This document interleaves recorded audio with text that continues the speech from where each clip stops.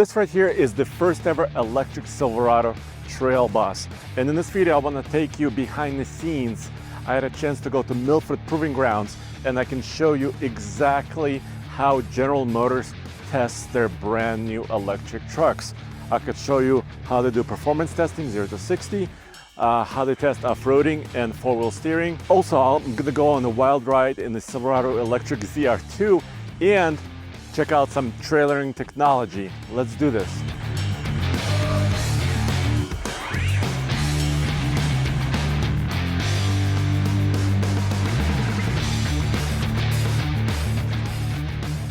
And now we have watts to freedom, which is maximum acceleration mode. It's time to go play in the new 2026 Hummer truck. Yes. If you left foot brake, right, it really wants to be a 2-foot launch. So it's already in watts to freedom mode. It's in watts to freedom mode. Yep. So let's go over once again what it does. So it's supposed to lower the suspension, right? It stiffens up the suspension a little bit. Yep. I was told. The adaptive dampers go full firm. Yep. Okay.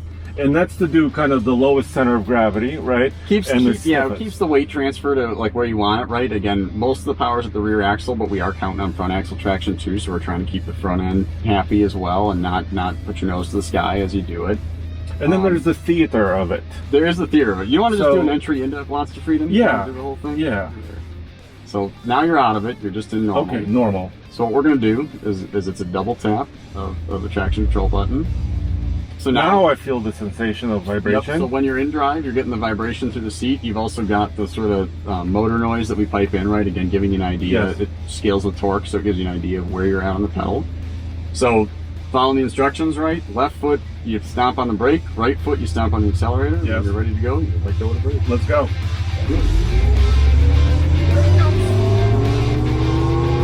Close way beyond 60 already. It's pretty quick. Yeah. 1,160 horsepower, 2.8 seconds, 0 to 60. It doesn't seem almost physically possible to have something that weighs 9,000 pounds. Plus, there's 3 of us in here.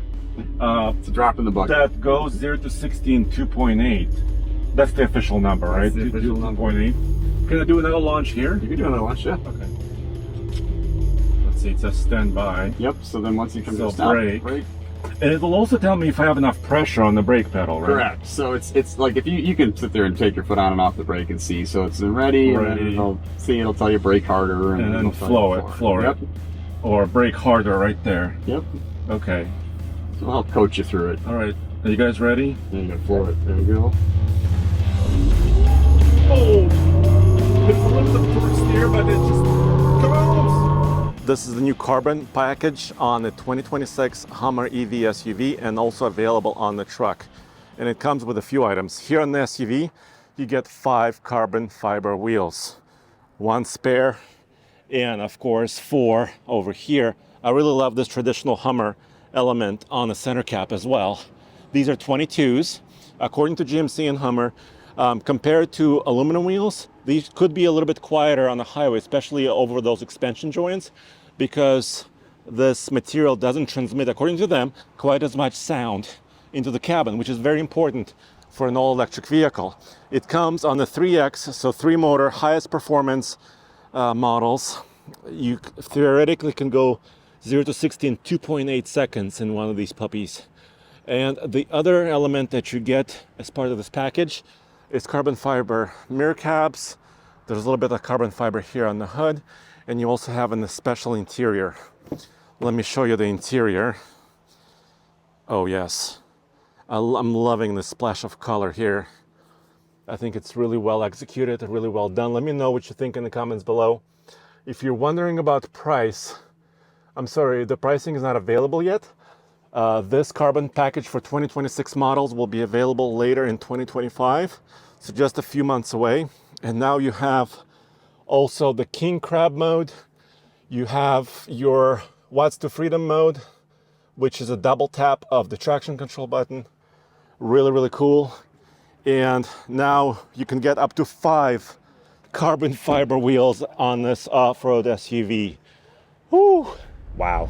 Listen, folks, we've had some really cool raffles lately thanks to our nonprofit friends over at CCAN Action Fund, but boy, do we have a cool one for you today. Well, your odds of winning keep getting better as the summer goes on, and you could be driving your very own dream EV by this fall. Right now, the raffle is more than halfway complete, and way less than half the tickets have been sold. And remember, one ticket gets you not one, not two, but 3 chances to win prizes ranging from a Porsche Macan EV, a Rivian R1T, a Lucid sedan, a VW ID Buzz, and more. The math is simple. With fewer people buying tickets, your individual chances of winning are that much better, especially with 3 winners. Tickets are just $200 and support the CCAN Action Fund's mission to fight for clean energy and get more EVs on the road. The winners are drawn on September 2nd, and that means you could be behind the wheel of a really cool new EV by this fall. Check out www.evraffle.org to get your tickets today. That's evraffle.org, or check out the link in the description below. For 2026, the GMC Hummer is also getting a new mode called King Crab. And here's a demonstration, and you can kind of see the rear steer, which is now exaggerated in this particular mode. So really the rear axle can turn about twice as quick as the front, and also has a lot of angle, as you can see right there. Turns on a dime, and specifically useful for off-roading.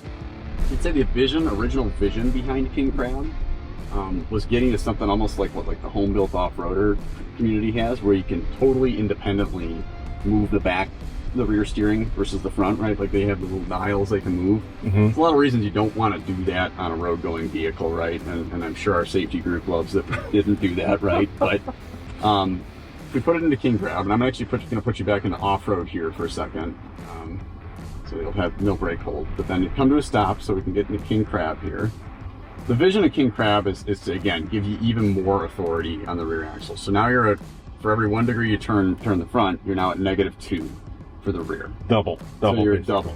And a little bit is a lot on rear steer, as you'll feel. So it kind of gives you more of the forklift kind of feel. It's been likened to shopping carts or bumper cars too. Those ones maybe don't go as favorably as the forklift does, but the idea behind this is, so now it's available in every drive mode, right? Whereas terrain was isolated to terrain with the brake hold. And there are conditions you want this rear steer, but you also want slip, like you can get in off-road mode. This trail's kind of a good little ditty of that. Like, could you get through it in normal? Yeah, but you're going to be able to get through it in King Crab with a lot less turning. And it's just going to feel like the body moves around you really well.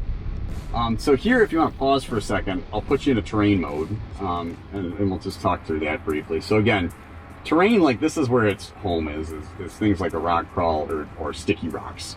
But we're going to leave you with King Crab on in terrain, and let me show you.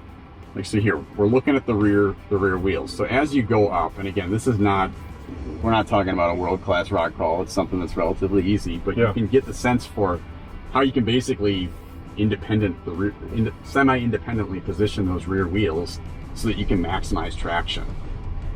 So the actual wheel is maybe pointing towards an obstacle rather than being flat against it. Exactly. So if you have no rear steer at all, right, you don't have that capability at all. Yeah. Normal terrain, you got it a little bit, but I can tell you from my development time in both the extreme off-road trucks and actually in the non-extreme off-road trucks, it makes those trucks extremely capable all of a sudden, because you can get the wheel exactly where you need it to go for traction. And I'm going left here. Yep, and I'm going to put you back into off-road mode here. And we're going to go up this hill climb over here. So throughout the life cycle of Hummer here, right, since 2022, we're continually been working on a lot of different calibrations here, right? So new for 2026, we've recalibrated our adaptive dampers both on and off-road. We had totally new clean slate software that improves ride quality on-road with the calibrations we've got, as well as capability off-road. I'd say confidence off-road. We've also done a lot of work here on wheel slip control, right? So again, this kind of stuff here, we're actually not bumping into the traction control at all, because we've got within the inverters the ability to sit there and do a whole bunch of independent wheel control on the rear axle. And we haven't even touched the lockers yet. We haven't touched the lockers. Okay. No. And it says Is this a tri-motor, do you know? This one's a 3-motor, yep. Okay. So it's got the E-locker in the rear and a mechanical locker in the front. one in the front. But we haven't used it, actually. We haven't used it. We didn't need one. I didn't feel like Right. we needed one. Right. But how does the four-wheel steer system work on a highway, for example? So can you talk a little bit about that? Yeah, absolutely. And so as your speed goes up, we ramp out these extreme, especially things like King Crab, where you get those extreme rear steer ratios. But even in normal, where you've got the 1 to -0.3, as you get up in speed, even by 25 to 30 miles an hour, right, you're starting to ramp that down. As you get up into highway speeds, you actually start going the other way. So you go in phase. It's So very all four wheels are basically turning yeah, in the but same not like direction. Crab. Like Crab is a 1-to-1. You never do that. But like think front wheel moving 1, and I don't remember the exact ratios off the top of my head, but just very minor, like 0.05 or positive 0.05, positive 0.1, right? Again, for stability reasons, it's another benefit of four-wheel steer. And then also sway mitigation as well. Let's say you're towing. So towing, there is trailer sway mitigation from the ARS as well. Okay. And again, it's obviously there's a bandwidth, right? You can exceed it if you've got extreme crosswind, extreme trailer load, whatever the case is. But it is another side benefit. But it's actually, always working for you. It's always trying to do Yeah. something. So in tow haul mode, actually, we actually go the ramp out from the in phase or out of phase to in phase is even faster, right? Again, with the idea of faster or quicker entry into higher stability modes. Aha, take a look at this. This is a concept truck prototype. It's a Silverado EV ZR2, and it's a fully ready, prepped off-road racing truck that we'll get to drive next. This concept race truck, the ZR2, it has next level suspension system. This truck is pretty heavy, like we were talking about 10,000 pounds, but it does have basically active DSSVs or semi-active. Semi-active basically means that they can adjust their damping force in real time, but they can't actually add or lift the truck or adding energy to the system. And this truck is on 37s. It's got 37-inch tall tires, so it is lifted.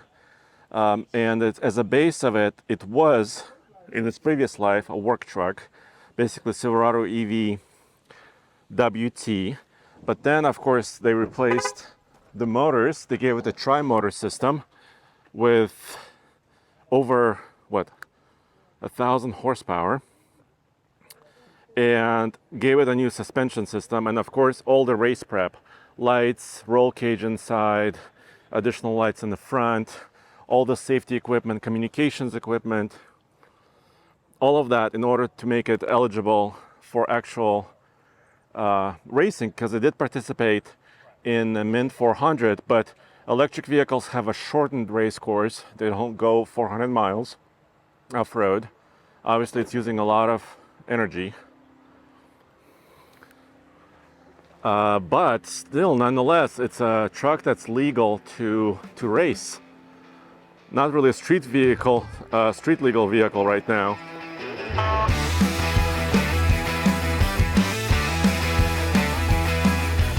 Tom, thank you for taking us around in the ZR2. What was that? Tell us about this truck. So, this is our Silverado EV ZR2 concept race truck.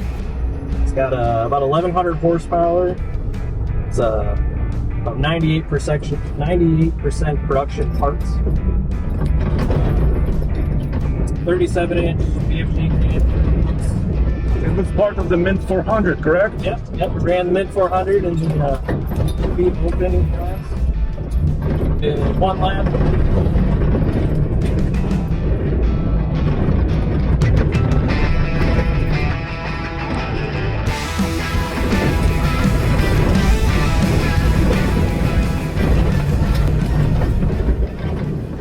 This truck is big and heavy, but it doesn't feel that way. It's big. It's just under 10,000 pounds, but it definitely does not feel like it. This truck is very impressive.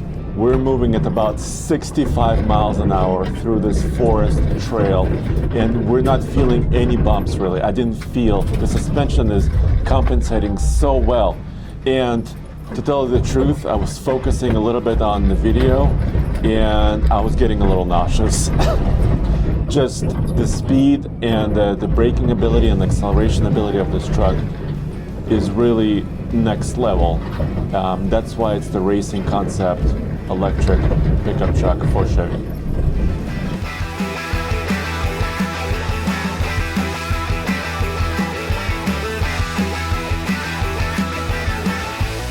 Here you see a brand new 2026 GMC Sierra EV Denali, and this is a towing demonstration here at the Proving Grounds.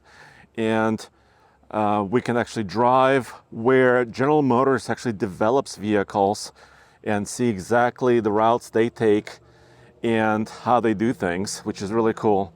But also this particular one has a camera system.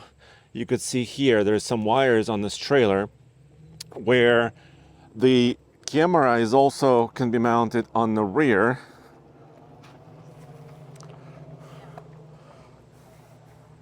So like you can see right here, so you can actually see and kind of tap into the system and see what's happening actually behind your trailer, not just on the side with your mirrors. And these trucks, of course, have been out for a couple of years, several years. And this is the mirror system that they're using. There's a little camera here as well for a 360-degree view. And here's a look on the inside.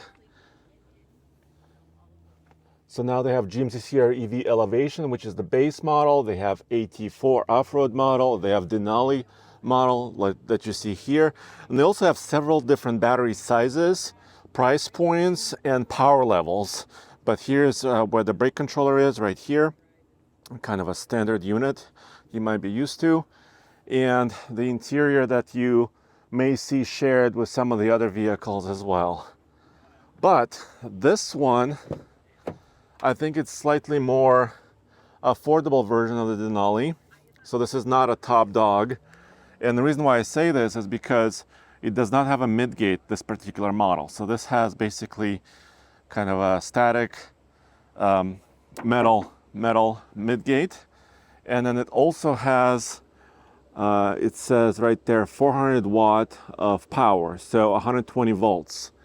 So this does not have a full 240 volt output system, so that's something you can option. I wish most of them would come with that option, but you can see here right there a little bit about it. So now let's get in and drive. Oh, how you doing? Good. Can you introduce yourself one more time? My name is Larry Childress. I'm the program engineering manager on the truck. Thanks. And we're on your circle track, right? We are. Just in the Denali, Sierra EV Denali. Yep, model year 26. Yep. And we are pulling 5,000 pounds, you said, right? Yes. Nice. This is just a little demonstration of Super Cruise, trailer technologies, and also cameras. I want you to tell me a little bit more about the camera system as well. Sure, absolutely. So from your home screen, you can enter in several modes into getting into the camera view. So you can get in by going to the trailering app. Then you set before you started your trip, you would set up your trailer, do your light inspection, confirm that your brakes are working, and then set your trailer profile up. Then once you get into the trailer views, you can get into this one has the accessory camera attached to the rear truck. And it's a wired camera that goes from the trailer to the truck. Correct. Okay. And then you can have several additional views where you blend in your side view mirror with the camera view itself. So you get the both views, the benefit of seeing the side angles as well as what's coming up behind you. And obviously this truck has Super Cruise, which I'm using right now. You can see kind of the green light. Yep, absolutely. And your truck is mapped, obviously, right? Yes. Because you test here all the time. Correct. This is a 5 miles perfectly circle of the track. And then, for example, changing lanes, I just asked it to do it. So while you're in a trailer, you need to it'll tell you an indication on the cluster is to take control, and you have to change lanes yourself. And that is because, for example, this trailer is what, like 8 feet wide, 8.5 feet wide, potentially, and the radar on the truck can't quite see beyond the trailer, right? Correct. Yeah, it doesn't know that there's an object on either side of it or behind an adjacent lane, so you need to be able to do that or confirm that through your map views. But if we weren't towing, that would not be correct. the same. Yeah, absolutely. If you didn't have a trailer hooked up, It would look for what's on the side of you, change lanes, adjust speed appropriately to change lanes. As well as through map guidance. If you knew you were getting off at this next exit, it would start to work your way over and get off as well. And that's a new feature, right? Like 2026? Correct, in 2026. Yep. Okay. Correct. That is a new, that's a nice feature, because I remember I was using Super Cruise one day in the Silverado EV, and I think I almost missed my exit because the truck was driving straight. But now it'll kind of remind you, right? It reminds you. Yeah, because it kind of starts changing lanes toward the exit, right? Correct. And finally, safety is super important. Here you see a pre-production prototype of a Sierra EV after it has undergone some of the crash testing and evaluation. But even before it gets to this stage, General Motors uses finite element analysis, which means they model every nut and bolt and every component of any vehicle, and specifically this truck, so they can run multiple crash tests, they can run different types of materials through these data models, and then finally get to the real world and actually use dummies in their own crash testing before it ever gets to the government. So here you could see what happened to the door and the rest of the truck when a rigid pole was kind of entered the side of this truck. And you could see it deformed a little bit, but the floor and the battery is really well protected. You could see that it didn't really buckle. The rest of the structure of the cab is intact, including the panoramic roof. So whenever you open up a vehicle with this midgate and the rest of it, it's really difficult to get the safety built into it. So you notice there's some cosmetic tears in the exterior sheet metal of this, right? But if you look through a lot of the holes here, you can see that substantial aluminum rocker reinforcement that Dimitri was talking about, right? That is what's doing the work here. That reinforcement runs from the very front to the very end of this to provide that level of protection, no matter where you might happen to get hit in the side of the vehicle, right? Supporting this, you can also take a look at the floor, right? So as you are looking at the floor, you will notice patterns of spot welds, right, that run all over in here. So underneath the floor, it's a very thin assembly, but there are cross-car reinforcements that run the entire width of the vehicle, and within there are laser welded advanced high-strength steel reinforcements, right? So we've developed this plate that is incredibly strong, so when you load the rocker, when you share that energy with the battery and you have that combined with the floor, you have this very strong base, right, that you can build the rest of the vehicle off of. So we have this incredibly strong assembly down here. When we talk about what our finite element methods can do for us, right, each individual weld in here, we know exactly how that weld is being loaded in any given load case, right? We understand how close it would be to needing an additional weld next to it to reinforcement, whatever it is, right? These individual little weld studs for attaching plastic trim pieces, we capture them in their physics. The little retainer there that keeps that cable down, we understand the physics of that and when that can release, right? The level of detail of what we have in our models and the understanding that we can get long before we ever get a physical part is incredible, right? So when we talk about what all of this enables, having this really strong basis, right? So first off, when the interior is cleared out, you get a very good sense of how big the opening is for the panoramic roof, right?